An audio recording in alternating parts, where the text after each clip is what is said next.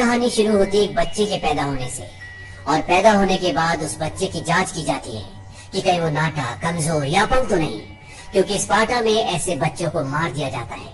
और वो बच्चा बिल्कुल ठीक होता है। जैसे वो 7 साल का होता है, उसकी एक योद्धा बनने की ट्रेनिंग शुरू हो जाती है और उसे घर से दूर जाना पड़ता है। स्पार्टा में सिर्फ एक ही चीज सिखाई जाती है कि अपने वतन के लिए जान देना सबसे फख्र की बात है। ट्रेनिंग में उसे लड़ाया जाता, पीटा जाता, और ट्रेनिंग के खत्म होने के बाद उसे इम्तिहान के लिए खौफनाक जंगल में भेज दिया गया। और उस सर्द रात में, उस खौफनाक जंगल में उसका सामना होता है खूंखार भेड़िए से, पर वो उसे मार देता है।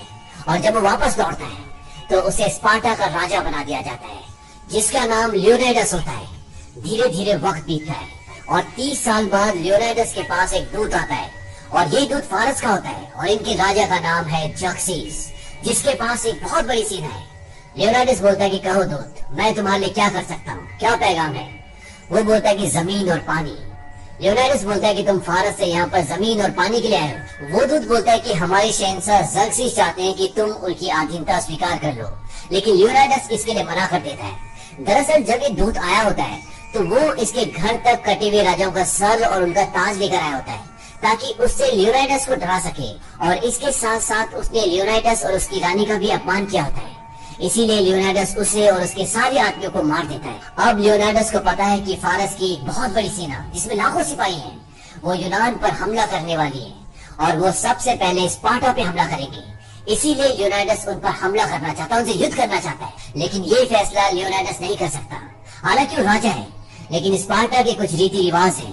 अगर उसे युद्ध करना है तो उसे ओरेकल्स के पास आना होगा, और अगर ओरेकल्स बोलेंगे कि स्पार्टा को युद्ध करना चाहिए, तभी वो युद्ध कर सकता है। ओरेकल्स ऐसी लड़कियां होती है जो ईश्वर का संदेश इंसानों तक पहुंचाती है। स्पार्टा में बहुत ही पुराने रीति रिवाज है। यहाँ पे कुछ बूढ़े पाखंडी लोग हैं जो ओरेकल्स को अपने वश में रखते हैं, यानी कि स्पार्टा की जो जवान लड़कियां होती है उनको अपने पास रखते हैं और उनके जरिए ईश्वर का संदेश लोगों तक, इंसानों तक पहुंचाते हैं।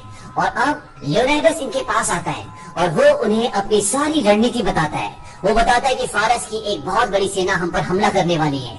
अगर हम उन्हें पहाड़ी दर्रों में, यानी कि नर के द्वार में भेज दें तो वहाँ उन्हें हरा सकते हैं।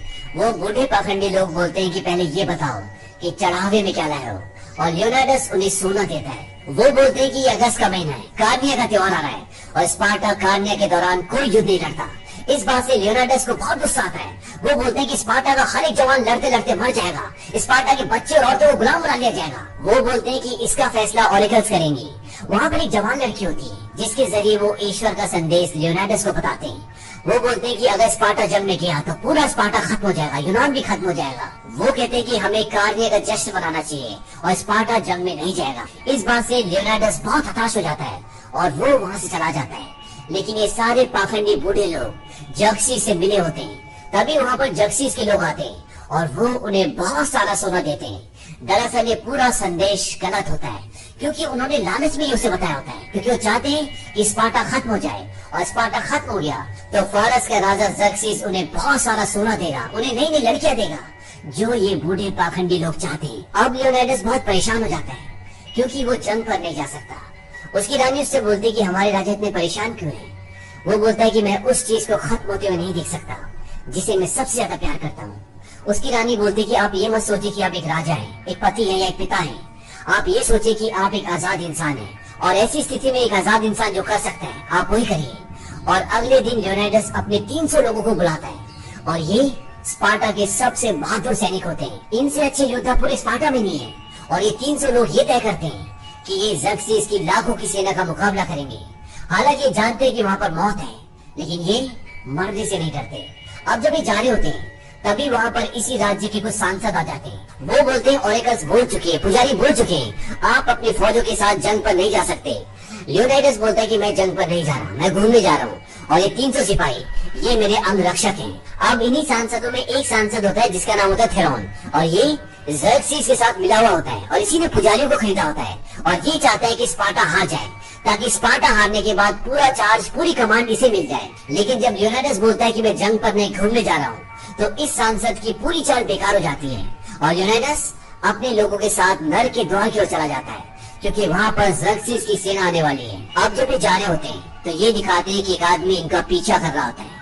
ये कुबड़ा है जिसके पास एक ढाल और एक भाला है, और इनकी सेना धीरे धीरे आगे बढ़ती चली जाती है और रास्ते में गांव पड़ता है जिस पूरे गांव को किसी ने जला दिया होता है।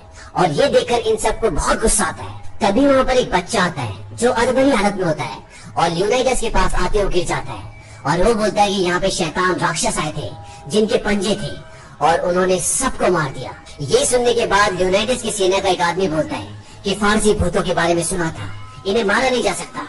लियोनाइडस बोलता है कि इन्हें मारा जा सकता है कि नहीं, इसका फैसला हमारी तलवार करेगी। और वो वहाँ से आगे बढ़ जाते हैं और ये संकरे रास्ते से होते हुए समंदर के किनारे पहुँच जाते हैं और समंदर में बहुत सारे फारसी जहाज होते हैं जो सब इन्हीं की तरफ आ रहे होते हैं।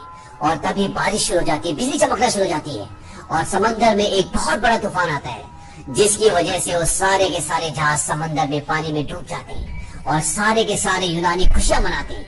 लेकिन सिर्फ एक आदमी शांत होता है और वो होता है लियोनाइडस। अब इन्हें लगता है कि फारसी तबाह हो चुके हैं, लेकिन जब ये पहाड़ी की दूसरी चोटी से देखते हैं तो वहाँ पर देखते हैं कि हजारों जहाज वहाँ पहुँच चुके हैं और फारसियों की तादाद लाखों में है जिन्हें हरा पाना मुश्किल ही नहीं नामुमकिन है। लेकिन इनकी रणनीति के मुताबिक जिन पहाड़ियों पर ये हैं उन्हें नरक का द्वार कहा जाता है और यहाँ के रास्ते बहुत संकरे हैं और यहाँ से बाहर जाने का यानी कि यहाँ से स्पार्टा जाने का एक ही रास्ता है और उन संकरे रास्तों में ये इस पूरी सेना से लड़ सकते हैं क्योंकि इन रास्तों में फारस की पूरी सेना इनके साथ एक साथ नहीं लड़ सकती, उन्हें कुछ कुछ करके आना पड़ेगा। और अब राजा लियोनाइडस अपने सेनापति से पूछता है कि हमारे पीछे आने का कोई और रास्ता है। उसका सेनापति बोलता है कि नहीं, ऐसा कोई रास्ता नहीं है। तभी वहाँ पर एफियाल्टिस आ जाता है। वो बोलता है कि राजा साहब, पश्चिम की चट्टान से एक रास्ता है, वो चरवाहों का रास्ता है। अगर फारस की सेना वहाँ से आ जाए तो वो हमें चारों तरफ से घेर सकती है। ये वही कुबड़ा इंसान है जो पूरे सफर में इनका पीछा कर रहा होता है। और वो राजा से बोलता है कि मैं भी आपकी मदद करना चाहता हूँ, मैं भी लड़ना चाहता हूँ, मैं फारसियों को मारूंगा। लेकिन उसकी शारीरिक स्थिति ऐसी नहीं होती कि वो युद्ध में लड़ सके। लियोनाइडस बोलता है कि तुमने तो स्पार्टन योद्धा के कपड़े पहने हुए हैं। एफियाल्टिस बोलता है कि मेरे पिता एक योद्धा थे, वो स्पार्टन थे, लेकिन जब मैं पैदा हुआ तो मैं अपंग पैदा हुआ और इसीलिए मेरे माँ बाप को स्पार्टा छोड़ना पड़ा, नहीं तो मुझे स्पार्टा में फना कर दिया जाता। क्योंकि स्पार्टा में अपंग बच्चों को मार दिया जाता है, इसीलिए उन्हें स्पार्टा छोड़ना पड़ता है। एफियाल्टिस बोलता है कि मुझे मेरे पिता ने युद्ध करना सिखाया, लड़ना सिखाया। लियोनाइडस बोलता है कि तुम अपनी ढाल को उठाओ, जितना ऊपर उठा सकते हो। लेकिन एफियाल्टिस उसे नहीं उठा पाता क्योंकि ढाल बहुत भारी होती है। लियोनाइडस बोलता है कि मैं तुम्हारी हिम्मत की, तुम्हारे जज्बे की कदर करता हूँ, लेकिन तुम जंग में लड़ नहीं सकते क्योंकि हर एक योद्धा अपने बाईं तरफ के योद्धा की अपनी ढाल से सर से लेकर पैर तक रक्षा करता है और एक कमजोर कड़ी हम सबको खत्म कर सकती है। इसीलिए लियोनाइडस बोलता है कि अगर तुम मदद करना चाहते हो तो जंग में जो जख्मी हो जाते हैं उनकी मदद करो, ये एक बड़ी मदद होगी। लियोनाइडस बोलता है कि मुझे माफ करना मेरे दोस्त, और वो वहाँ से चला जाता है। इस बात से एफियाल्टिस का दिल टूट जाता है क्योंकि वो एक योद्धा बनकर अपने माँ बाप का नाम रोशन करना चाहता है। और अब जब लियोनाइडस ने उसे मना कर दिया है तो वो गुस्से में अपना भाला ढाल सब फेंककर वहाँ से चला जाता है। वहीं अब फारसी आगे बढ़ते हैं और ये 300 स्पार्टन्स उन सब का मुकाबला करते हैं और वो ज़र्क्सिस के हजारों लोगों को मार देते हैं और इन 300 लोगों को एक बहुत बड़ी जीत हासिल होती है। और इसके बाद ज़र्क्सिस खुद लियोनाइडस से मिलने के लिए आता है। लियोनाइडस बोलता है कि लगता है तुम हो ज़र्क्सिस। ज़र्क्सिस बोलता है कि तुम्हारा कबीला बेमिसाल है और तुम एक देवता के सामने खड़े होकर भी बेखौफ हो, लेकिन मेरे खिलाफ खड़े होना अक्लमंदी नहीं है। लियोनाइडस बोलता है कि तुम्हारे पास गुलाम ज्यादा और योद्धा कम है और बहुत जल्द उन्हें तुम्हारे हंटरों से ज्यादा स्पार्टन भालों से खौफ होगा। ज़र्क्सिस बोलता है कि वो हमारे हंटरों से नहीं, वो डरते हैं हमारी रूहानी ताकत से। तुम मेरे साथ मिल जाओ, मैं एक मेहरबान देवता हूँ, मैं तुम्हें पूरे यूनान का जंगी सरदार बना दूंगा। बस तुम्हें मेरे सामने घुटने टेकने होंगे और इसके बाद तुम्हारे सारे दुश्मन तुम्हारे सामने घुटने टेक देंगे। लियोनाइडस बोलता है तुम बहुत मेहरबान हो, राजाओं के राजा, पर जहाँ तक घुटने टेकने वाली बात है तो तुम्हारे लोगों को मारने के बाद मेरी जांग में अकड़न होने लगी है, इसलिए घुटने टेकने का तो सवाल पैदा ही नहीं होता। ज़र्क्सिस उसे डराने की भी कोशिश करता है, पर लियोनाइडस एक जाबाज है, वो एक योद्धा है, वो उसकी बातों से नहीं डरता और उसे इनकार करके वहाँ से चला जाता है। और अब ज़र्क्सिस अपनी सबसे ताकतवर फौज की टुकड़ी को भेजता है और इंसान नहीं होते, पर ये 300 स्पार्टन्स इन सब का मुकाबला करते हैं। और ज़र्क्सिस की सेना में एक बहुत बड़ा योद्धा भी होता है जो कि इन शैतानों से भी बहुत खौफनाक होता है, पर लियोनाइडस उसे मार देता है और इसके साथ साथ बाकी सभी को ये 300 स्पार्टन्स मौत के घाट उतार देते हैं। और इस जीत के बाद लियोनाइडस को भी ज़र्क्सिस की लाखों की सेना से जीत की एक नामुमकिन सी उम्मीद दिखने लगती है। और अगली सुबह ज़र्क्सिस अपनी एक बहुत बड़ी सेना के साथ एशियाई जादूगरों को भी भेजता है, पर उन छोटे और पतले रास्तों पर तादाद का कोई महत्व नहीं। और ये 300 स्पार्टन्स और कुछ आर्केडियंस भी जो अब स्पार्टन्स के साथ मिलकर ज़र्क्सिस के खिलाफ लड़ रहे हैं, वो ज़र्क्सिस की पूरी सेना को और उनके साथ जो खौफनाक जानवर होते हैं उन सबको मौत के घाट उतार देते हैं। और इस शिकस्त के बाद खुद को देवता कहने वाला ज़र्क्सिस भी गुस्से और खौफ में आ जाता है और वो अपने सिपह सालारों को मौत के घाट उतार देता है। पर आज इस जंग में स्पार्टन्स के सेनापति का बेटा भी शहीद हो जाता है, इसीलिए वो जीत का जश्न नहीं मनाते। वहीं दूसरी तरफ एफियाल्टिस, जो कि कुबरा होता है, जो पहले लीओनाइडस के पास आया था, वो ज़र्क्सिस के पास जाता है। ज़र्क्सिस उसे बोलता है कि तुम्हारा ईश्वर बेरहम है जिसने तुम्हें ऐसा बनाया, और उससे बेरहम है ये स्पार्टन्स जिन्होंने तुम्हें धुतकारा। लेकिन मैं एक दयालु हूँ, तुम जो चाहते हो मैं तुम्हें सब दूंगा जो तुमने सोचा भी नहीं होगा। बस मुझे वो रास्ता बता दो जिससे हम इन सभी स्पार्टन्स को चारों तरफ से घेर लें। और एफियाल्टिस उसकी बात मान जाता है। वो कहता है हाँ, मुझे सब कुछ चाहिए, मुझे दौलत चाहिए, मुझे औरत चाहिए और मुझे एक वर्दी भी चाहिए। ज़र्क्सिस बोलता है कि दिया, जो तुम्हें चाहिए वो सब कुछ दिया। वहीं दूसरी तरफ स्पार्टा की रानी लीओनाइडस की बीवी इस कोशिश में होती है कि लीओनाइडस तक स्पार्टा की फौजों को भेजा जाए, लेकिन सांसदों को मनाना इतना आसान नहीं होता।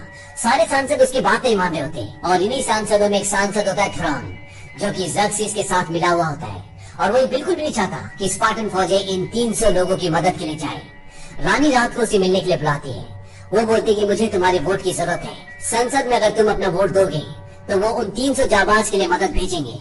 वो बोलता है कि मैं उनकी मदद क्यों करूं, इससे मुझे क्या फायदा होगा। रानी बोलती है कि वो तुम्हारे राजा हैं। थेरॉन बोलता है कि जंग और पॉलिटिक्स अलग होती है। रानी बोलती है कि तुम्हें क्या चाहिए। दरअसल रानी के ऊपर उसकी गंदी नजर होती है। थेरॉन बोलता है कि तुम्हें पता है कि मुझे क्या चाहिए और अगर तुम स्पार्टा को और अपने राजा को बचाना चाहती हो तो तुम्हें वो करना पड़ेगा। और रानी उसकी बात मान जाती है और वो उसके साथ फिजिकल रिलेशनशिप बनाता है।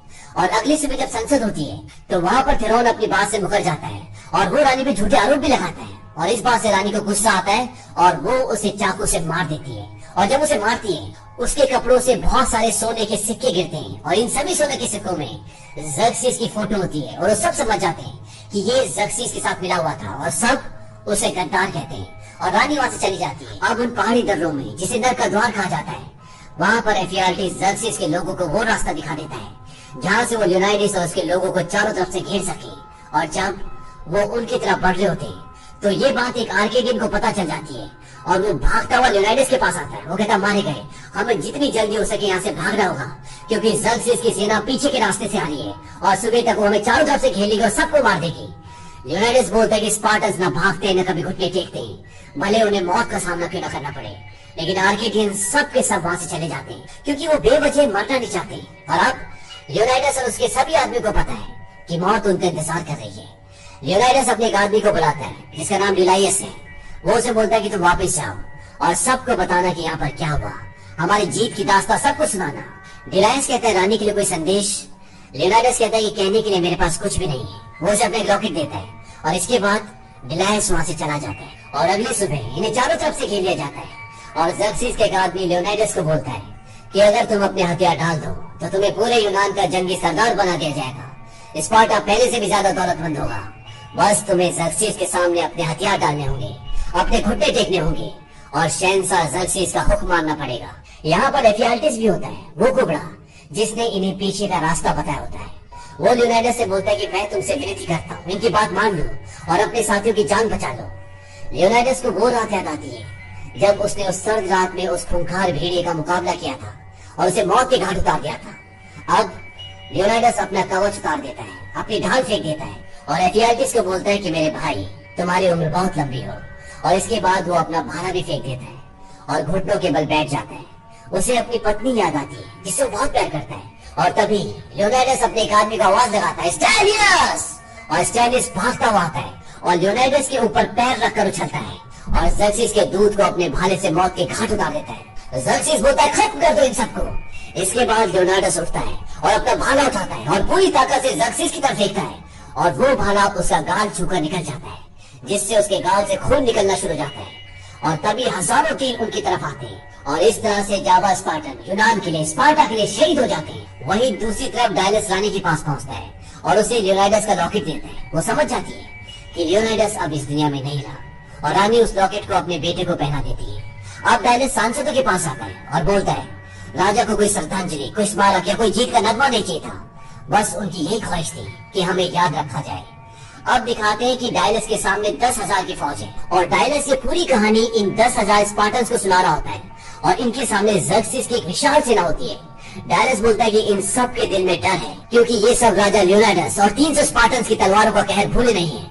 और इसके बाद ये सभी ज़र्क्सिस की सेना की तरफ अपनी खूनी तलवारों के साथ बढ़ना शुरू कर देते हैं।